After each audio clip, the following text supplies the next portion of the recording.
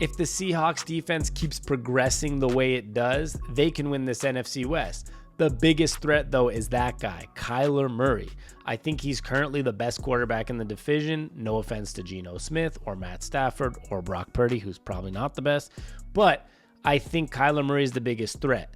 We're going to find out if the Seahawks defense is legit enough to slow down a guy like Kyler Murray or not. And if they are, look out. The Seahawks might win the NFC West. A lot of people might think the NFC West, just based off the standings, means it's not a good division. Because we've seen divisions like this in the past. The NFC South, where you always had, before Tom Brady, you had a lot of years of just a bunch of 9-8 teams fighting with the Panthers and the Buccaneers and sometimes, the Falcons, whatever it may be. And you had other divisions in the AFC with the Texans and the Jags and the Colts. Always a team kind of sneaking into the playoffs with not the best records.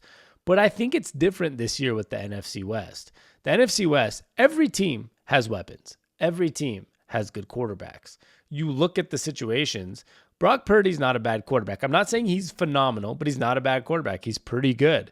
Geno Smith makes mistakes, but a very good quarterback and always clutch, making plays at the right times when needed and always being, there when it's necessary to make big plays. And of course, Kyler Murray's MVP level. In my eyes, I know it's going to be probably Josh Allen, but Kyler Murray should be up there, at least top 2 in that MVP race. And of course, Matt Stafford. Yeah, he's getting a little older, but he's still phenomenal. And you look at the weapons. Every team has running backs. There's guys like James Conner and Kenneth Walker and Christian McCaffrey and Cameron Williams, however you say his name. In that division, there's so many good players. And the receivers in the division, Puka Nacua, Cooper Kupp, Deebo Samuel, DK Metcalf, Jackson Smith and Jigba, Marvin Harrison Jr. now, Trey McBride at the tight end position, George Kittle at the tight end position.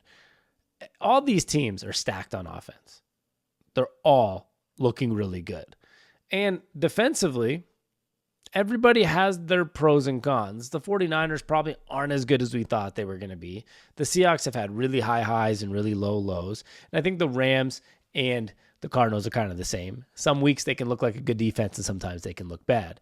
But what separates, I think, the Seahawks is if Mike Macdonald can work his defensive guru magic. He's supposed to be, the whole reason he got this job is to be a defensive guru and be a guy who can elevate a defense like this. If he can, and we saw it last week looking like it's already a lot better, then the Seahawks are going to have a very high chance of winning this NFC West. It all comes down to these 2 weeks potentially.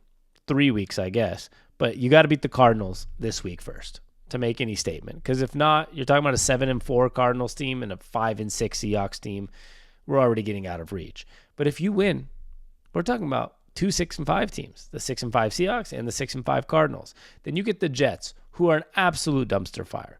Let's not forget the New York Jets already lost their coach, now fired their GM. Aaron Rodgers is grumpy. He's just not a good teammate. You can just tell. I know people might like him off the field. There's some teammates might like him, but he's not a good teammate vibe, whatever you want to call it. Judge me if you want. He's an eye roller and not a good vibe for a team.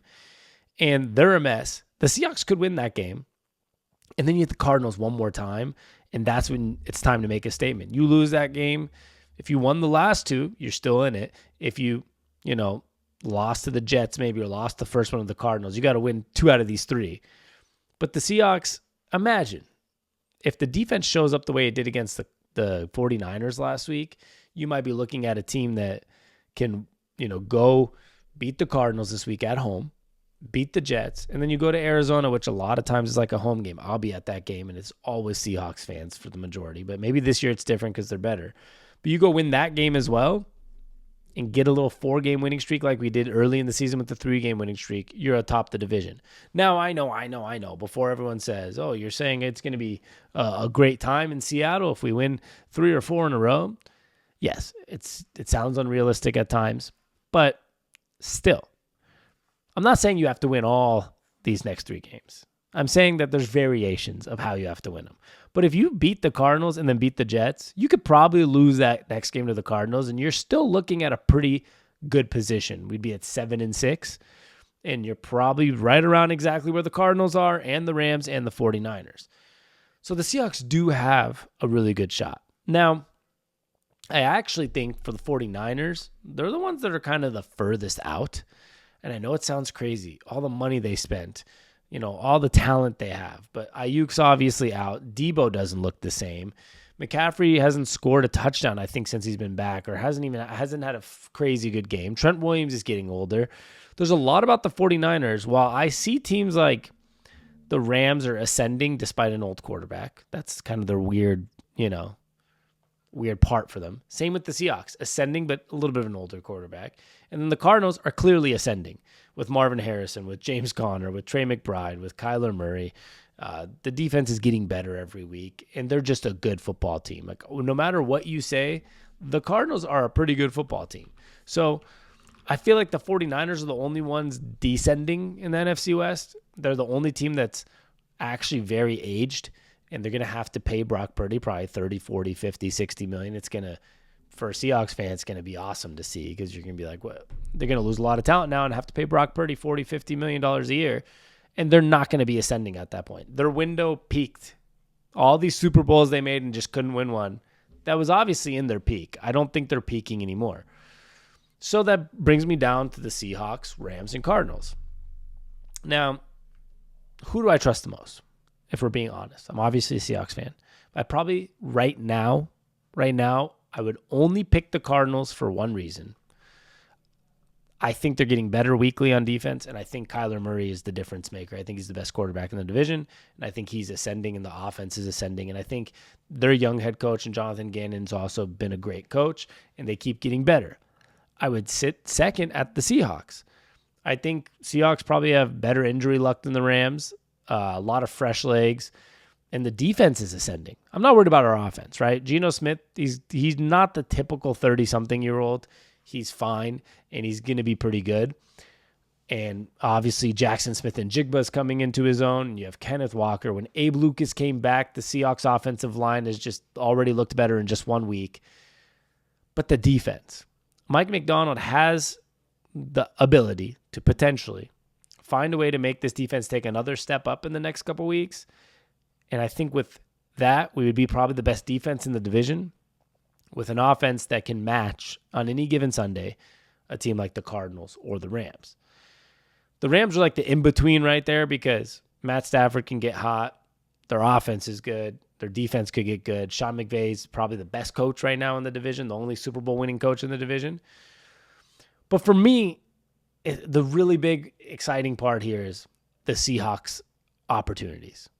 I might say, to me, the Cardinals might be the team that have the edge, but guess how that changes? If the Seahawks win, in my eyes this week, they're probably the favorite. They should be the favorite to win the NFC West, because you'll go beat the Jets the next week. If you can beat the Cardinals and the 49ers in back-to-back weeks, you better not lose to the Jets, unless we're just a weird cycle team, because last time we lost to the Giants after playing pretty well for a couple weeks. I don't know how. I still can't comprehend the fact we lost to the Giants, but I think this is a different team. Different linebacking core, completely different linebacking core. Offensive line's gone healthy, completely different offensive line. Connor Williams, our center, retired in the middle of the season, and Olusegun Oluwatumi came in and actually played pretty decent.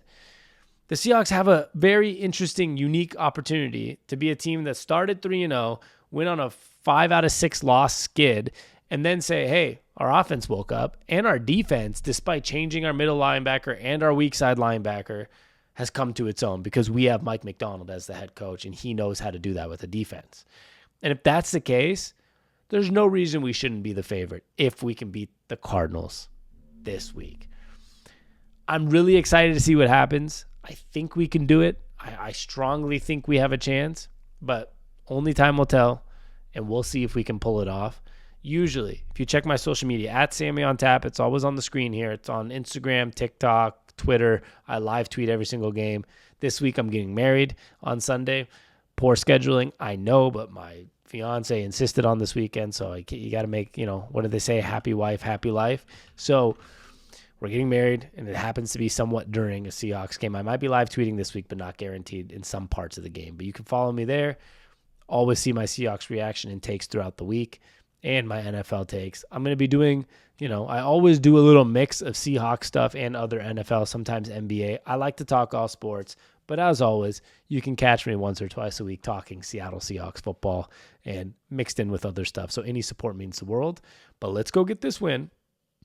And I'll be back talking about this after the win. And I'll be telling you the Seahawks are now the favorite. So let's go get this dub.